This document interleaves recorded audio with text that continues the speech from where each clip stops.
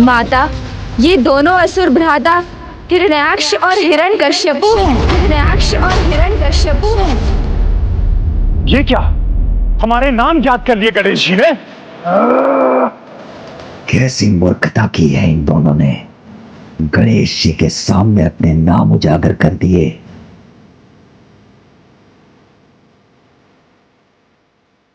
माता, संसार को बंधन में बांधकर अंधकार के सागर में धकेलने का दुष्कृत्य एकमात्र हिरण्याक्ष ने किया था और प्रभु नारायण की प्रतिमाओं के स्थान पर मंदिरों में अपनी प्रतिमाएं स्थापित करने वाला प्रभु का ऐसा घोर विरोधी एकमात्र हिरण्यकश्यपु ही था। हिरण्याक्ष का वध प्रभु श्री हरि नारायण ने वाराह अवतार लेकर किया था।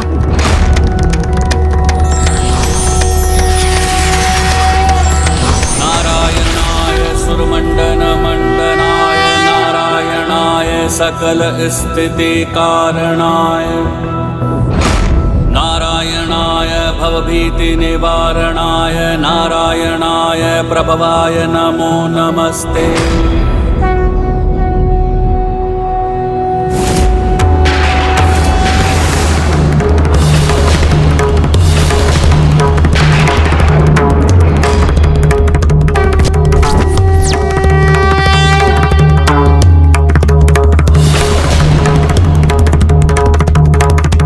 और हिरण्यकश्यपु का वध प्रभु नारायण ने अपने नरसिंह अवतार में किया था।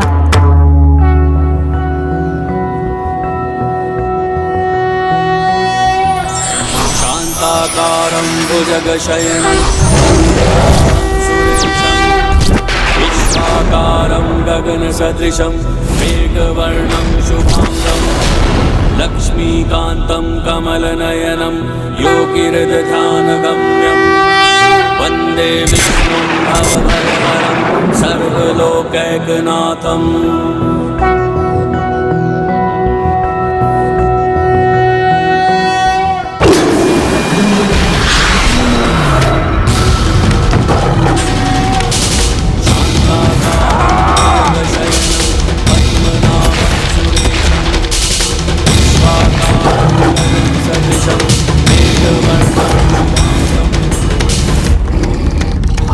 कहीं इन दोनों का भी अंत ना हो जाए।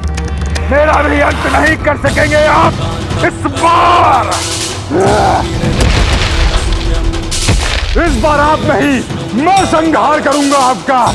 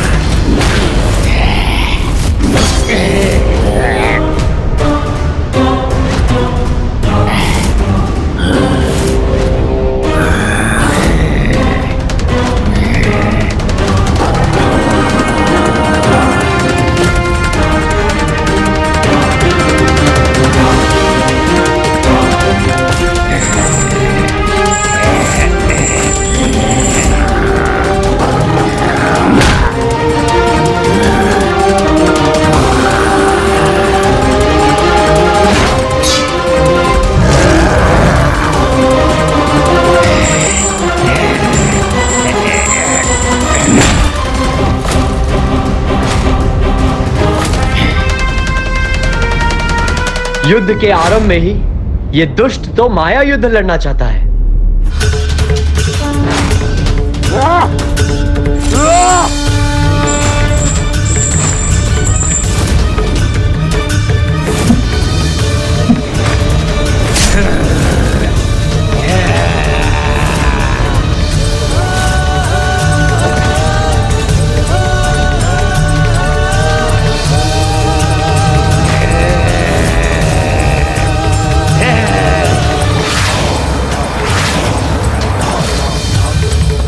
भ्राता हिरण्याक्ष की कैसी दुर्दशा हो गई है।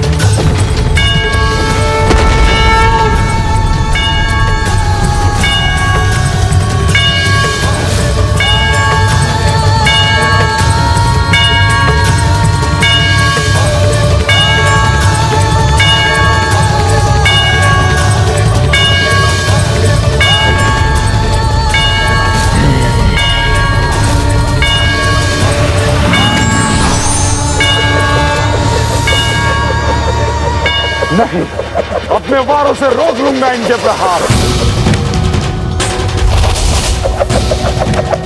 तुम्हारी दुष्टता ही पुनः तुम्हारे अंत का कारण बनेगी मूर्ख। पद्मनाभं सुरेशं विश्वाकारं गगनसदृशं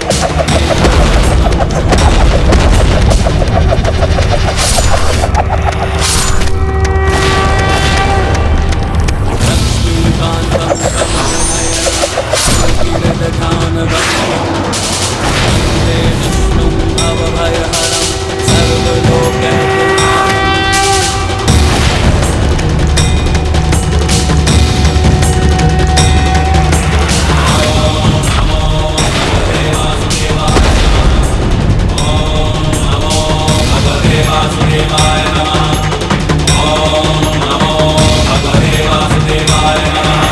नारायण अवतार प्रभु श्वेत वाराह की नारायण अवतार प्रभु श्वेत वाराह की नारायण अवतार प्रभु श्वेत वाराह की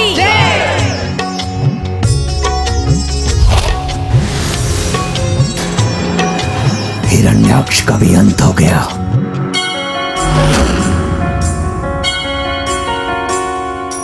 नमः स्वयंभुवे तुभ्यं सृष्टे सर्वार्थवेदिने नमो हिरण्यगर्भाय वेदसे परमात्मने।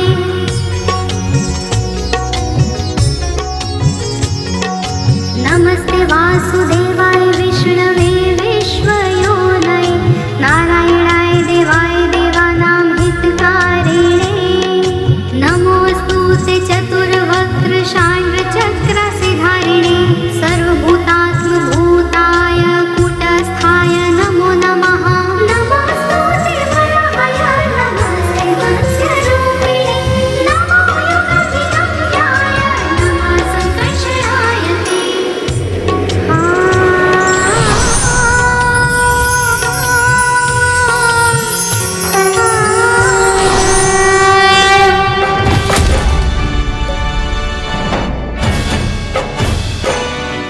माता हिरण्याक्ष के वध का प्रतिशोध लूंगा मैं। अंत तुम्हारी नियति है हिरण्यकश्यपु।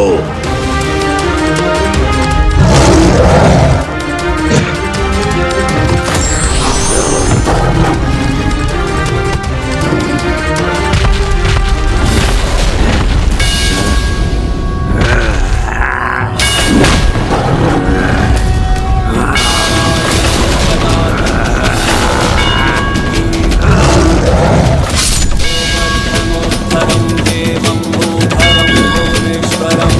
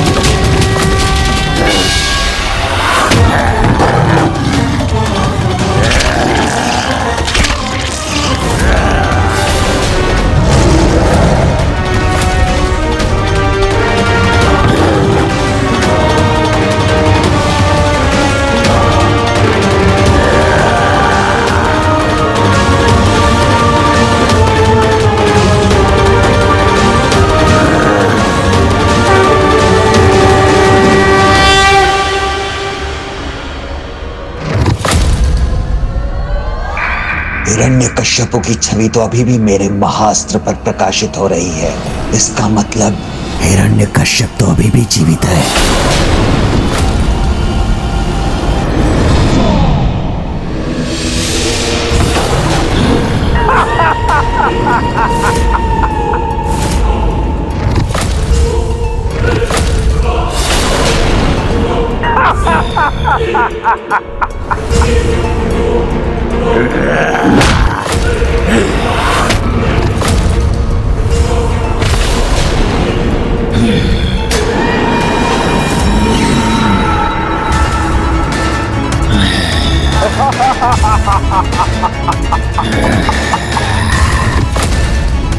मैंने कहा था ना, इस बार मेरा वध कोई भी नहीं कर सकता, आप भी नहीं।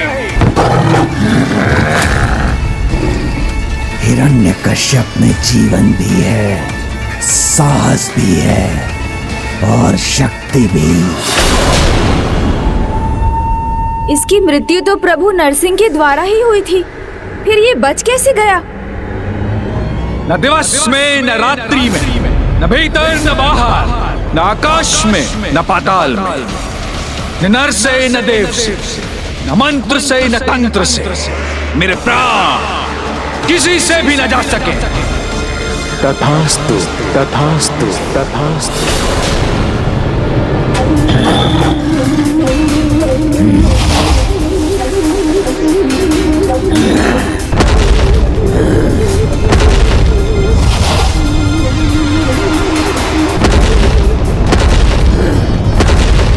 इसको प्राप्त वरदान के अनुसार अभी इसके अंत के कारण उत्पन्न नहीं हुए हैं, क्योंकि उसकी 2 अवस्थाएं अभी शेष हैं।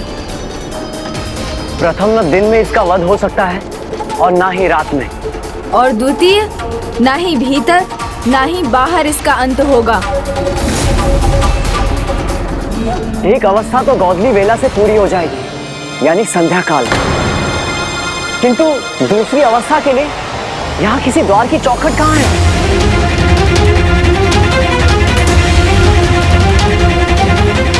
आशावादी को हर एक कठिनाई में भी अवसर दिखता है।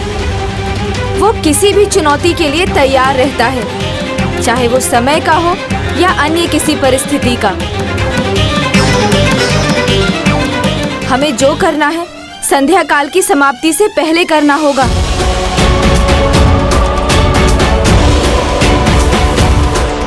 हिरण्यकश्यपु की मृत्यु की पहली परिस्थिति गोधूली वेला तो आरंभ हो गई है, परंतु उसकी मृत्यु की दूसरी परिस्थिति न भीतर न बाहर को पूर्ण कर पाना गणेश जी के लिए असंभव है।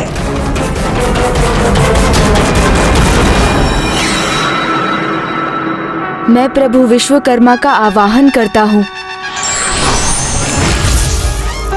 प्रणाम माता। कल्याण। विश्वकर्मा जी, मेरे आवाहन पर यहाँ पधारने के लिए आपका धन्यवाद। अब जो आवश्यक है वो करने की कृपा कीजिए।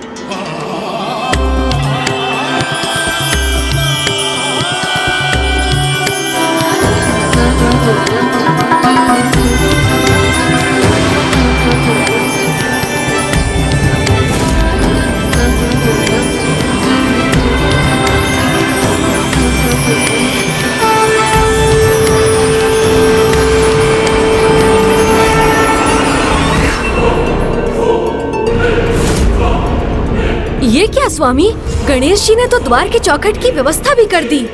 किंतु गोधूली वेला समाप्त होने से पहले ये कार्य कदापि संपन्न नहीं होगा।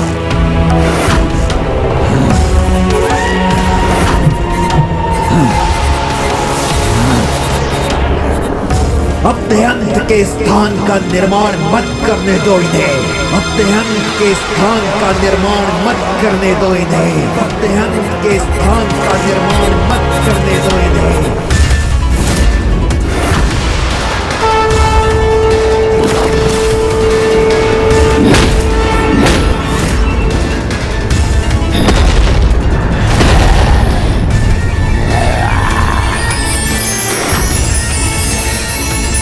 नहीं, ये मैं कदापि नहीं होने दूंगा।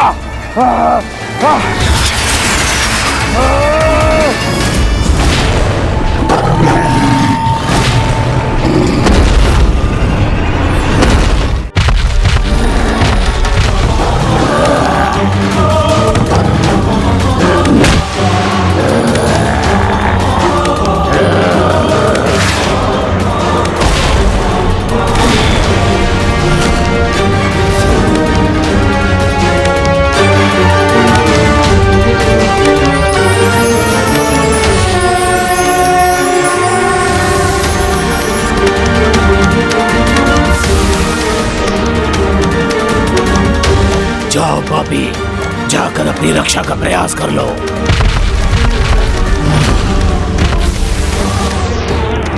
गोधूली बेला आरंभ हो चुकी है। द्वार के चौखट की रचना भी पूर्ण है। अब तुम्हारे पास कोई उपाय नहीं।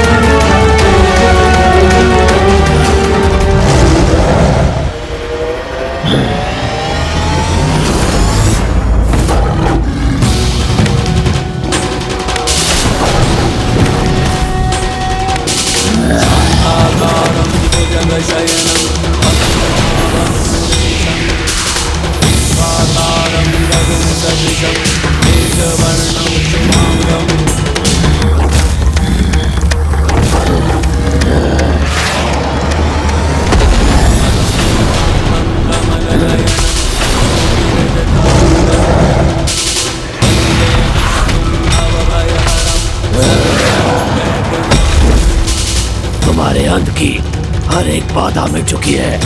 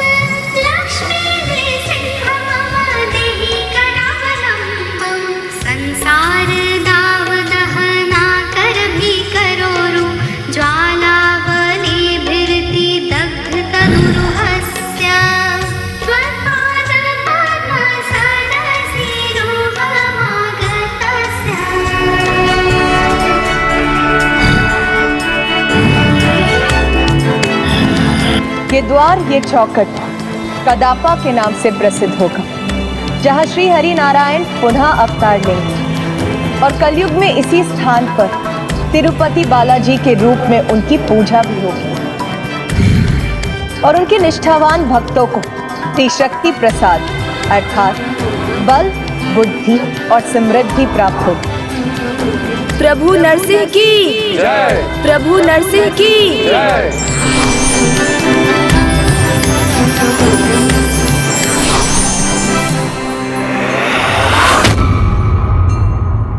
आप युद्ध में पराजित होकर अभी भी युद्ध में लगे हैं। हमारी पुत्री हमारी प्रतीक्षा में होगी।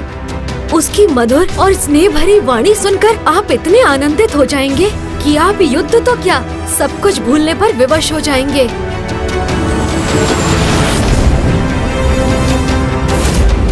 चलिए ना स्वामी, हमें अपनी पुत्री को ढूंढना है।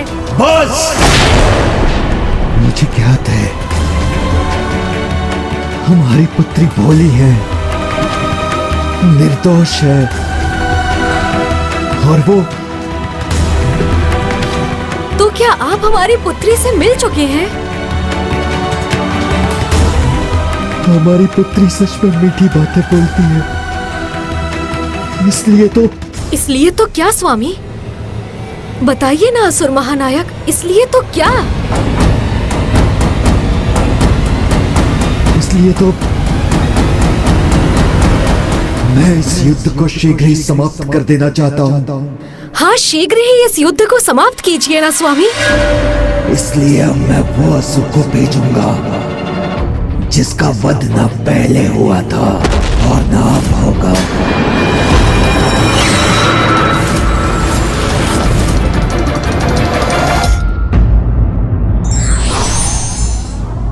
सारे मार्ग बंद होने पर भी आशावादी व्यक्ति अपने लिए एक नया मार्ग ढूंढ लेते हैं।